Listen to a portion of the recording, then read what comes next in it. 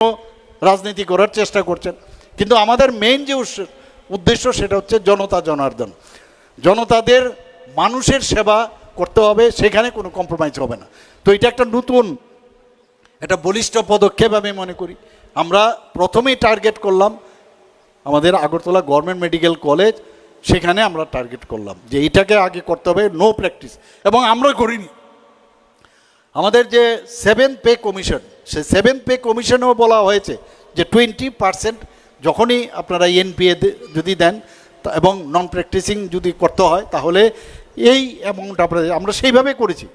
এবং এইমসের সাথে আমরা মৌ করেছি, এইমস এসে তারাও কিন্তু আমাদের বলেছেন যে আপনারা এটা যদি করেন তো সেইভাবে চলছে। প্রথম হয়তো অসুবিধা হবে, কিন্তু আগামী দিনে ডাক্তারবাবুরা যেন ওই এলাকায় থাকতে পারেন তার জন্য কোয়ার্টার থেকে আরম্ভ করে ইমিডিয়েটলি যখন মানে তারা অ্যাভেলেবল থাকে তার ব্যবস্থা আমরা চিন্তা ভাবনা করছি। আজকে জিবি হাসপাতালে আপনারা দেখেছেন বেডের সংখ্যা খুব কম ছিল, ডাবল বেড সংখ্যা এই কয়েক বছরের মধ্যে আমরা করেছি। মাত্র 727 থেকে আজকে সেখানে 1413টি হয়েছে। আজকে সুপার স্পেশালিটি এখানে প্রায় 9টা সুপার স্পেশালিটি স্টার্ট হয়েছে, আরও কয়েকটা সুপার স্পেশালিটি এখানে স্টার্ট করব। মুখ্যমন্ত্রী সময় পুষিতে অনেকে আসেন, আমি বলি আপনি কেন বাইরে কেন যান, এখানে সব ব্যবস্থা আছে, আপনি কেন যাবেন বাইরে? তো অনেক কাজ এখানে হচ্ছে। আমাদের মুখ্যমন্ত্রী জন আরোগ্য যোজনা আমরা করেছি, প্রধানমন্ত্রী জন আরোগ্য যোজনা যেমন করেছি, মুখ্যমন্ত্রী জন আরোগ্য যোজনা করেছেন। যখন দেখা যাবে ঠিক আছে যদি বাইরে যেতেই হয়, এবং বাইরে যাওয়ার আগে ইভেন টেলি মেডিসিন আমরা স্টার্ট করেছি ত্রিপুরাতে, এবং পেশেন্ট পার্টিও বসে থাকে এটা সেখানে, এবং যারা এইমসের যারা স্পেশালিস্ট আছেন তাদের সাথে কথা বলেন।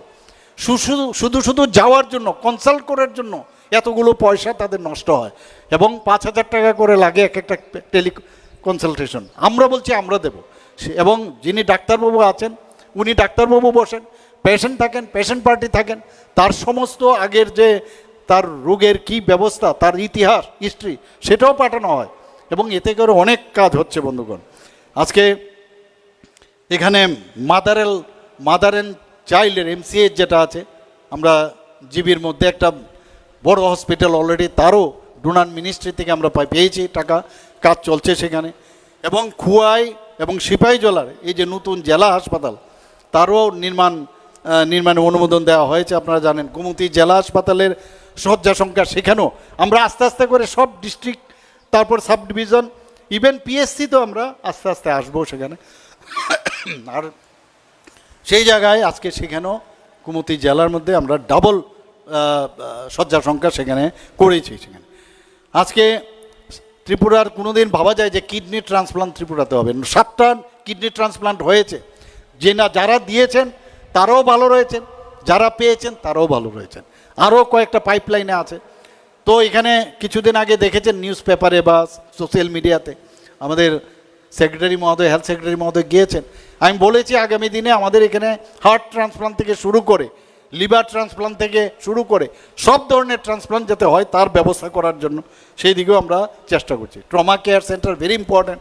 রাস্তাঘাট, অ্যাট্রোসিটিস বিভিন্ন সময়ে যখন আঘাতপ্রাপ্ত হয় তো সেই জায়গায় যাতে ট্রমা সেন্টার হয়, সবকটা ডিস্ট্রিক্টে আমরা ট্রমা সেন্টার অলরেডি চালু রয়েছে।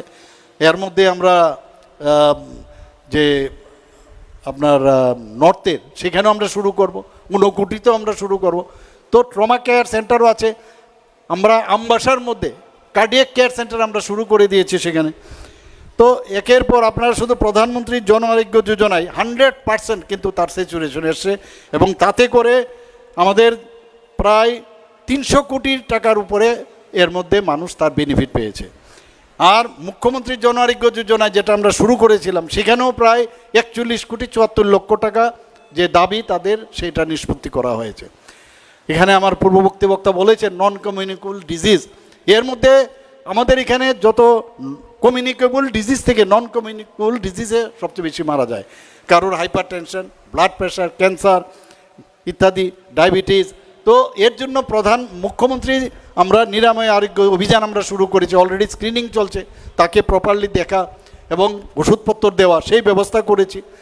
চোখের অপারেশনের জন্য বা চোখের প্রবলেমের জন্য বাইরে যায়, এর জন্য আমরা অলরেডি একটা জায়গাও নিয়েছি আইএলএসের পাশে, সেখানে 100 বেডের আই হসপিটাল আমরা করছি, ডেন্টাল কলেজ আমরা স্থাপন করেছি, আপনারা দেখেছেন অলরেডি।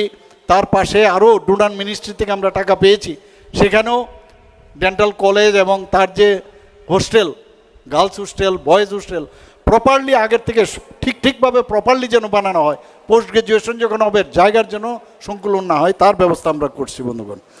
আমরা এর মধ্যে আপনারা homeopathic medical college, Ayurvedic medical college, এই দুটো ত্রিপুরাতে এখন শুরু হচ্ছে। আপনারা সবাই জানেন এর মধ্যে national commission for Indian system of medicine তারাও কিন্তু অনুমোদন দিয়ে দিয়েছে। এবং সেই একটা হচ্ছে হোমিওপ্যাথিক মেডিকেল কলেজ যেটা হবে সেটা আমাদের যে স্টেট হোমিওপ্যাথিক সেন্টার আছে হসপিটাল সেখানে সেটা হবে, আর উদয়পুরের তেপানিয়াতে আয়ুর্বেদিক হবে। ত্রিপুরা এতগুলো এখানে জিএনএম এএনএম থেকে শুরু করে ডেন্টাল, ফার্মাকোলজি ইত্যাদি কলেজ, ফার্মেসিস্ট কলেজ হয়ে গেছে, এখানে বিএসসি নার্সিং হয়েছে, মেডিকেল কলেজ এতগুলো হয়ে গেছে। তো এই কারণে আমরা আলাদা করে হেলথ ইউনিভার্সিটি আমরা আলাদাভাবে পিএসসির চরিলাম সিপাহীজলা জেলার আমরা সবাই এখানে একত্রিত হয়েছি। মঞ্চে উপস্থিত রয়েছেন আমাদের অনারেবল জেলা সভাধিপতি শ্রীমতী সুপ্রিয়া দাস দত্ত মহোদয়া, শ্রী বিশ্বজিৎ কলই মাননীয় বিধায়ক টাকারজলা কেন্দ্রের, শ্রীমতী অন্তরা সরকার দেব মাননীয়া বিধায়িকা কমলাসাগর কেন্দ্রের, শ্রী সুশান্ত দেব মাননীয় বিধায়ক বিশালগড় কেন্দ্রের, শ্রী মানব দেববর্মা মাননীয় বিধায়ক গোলাঘাটি কেন্দ্রের, শ্রী সুবোধ দেববর্মা মাননীয় বিধায়ক চরিলাম, শ্রী তফাজ্জল হোসেন মাননীয় বিধায়ক বক্সনগর কেন্দ্র, এবং আমাদের মাঝে উপস্থিত রয়েছেন secretary health and family welfare এবং অন্যান্য দপ্তরের শ্রী কিরণ গিত্তে, এবং যিনি স্বাগত ভাষণ আমাদের সামনে রেখেছেন একটু আগে, এবং বিস্তারিত আলোচনা এবং অনেক বিষয় আমাদের সামনে আলোকপাত করেছেন এই জেলার যিনি D M and collector doctor Siddhartha Shiv Jaiswal. এখানে উপস্থিত রয়েছেন যিনি ইনচার্জ এসপি সিপাহীজলার শ্রী রাজীব সূত্রধর মহোদয়, এবং বিভিন্ন লাইন ডিপার্টমেন্টের যারা অফিসার থেকে শুরু করে যারা কর্মচারীবৃন্দ রয়েছেন, এবং বিশেষ করে যারা আমাদের ইলেক্টেড রিপ্রেজেন্টেটিভস রয়েছেন এই অত্র এলাকার, এবং আমার ভাই ও বোনেরা এবং অন্যান্য যারা শুধু নাগরিকবৃন্দ এই এলাকার, এবং ডক্টরস, প্যারামেডিক্যাল স্টাফ এবং মিডিয়া বন্ধুরা, সবাইকে আমি আন্তরিকভাবে শুভেচ্ছা জানাতে চাই এবং ধন্যবাদ দিতে চাই। এরকম একটা অনুষ্ঠানে আমরা সবাই মিলে এখানে উপস্থিত হয়েছি, এর জন্য আপনাদেরকে আবার অভিনন্দন আমি জানাই। আমরা যদি বলি এটা আজকের দিনটি শুধু চরিলাম তথা সিপাহীজলার জন্য শুধু ঐতিহাসিক দিন নয়, এটা কিন্তু সারা ত্রিপুরাতে যখন এই খবরটা জানবে, আপনারা জানেন যে প্রতিনিয়ত আমরা বিভিন্ন জায়গায় আমি যাই, বিভিন্ন জায়গায় ভিত্তিপ্রস্তর বা অলরেডি তৈরি হয়ে গেছে এরকম অনেক জায়গায় আমরা কিন্তু প্রতিনিয়ত আমি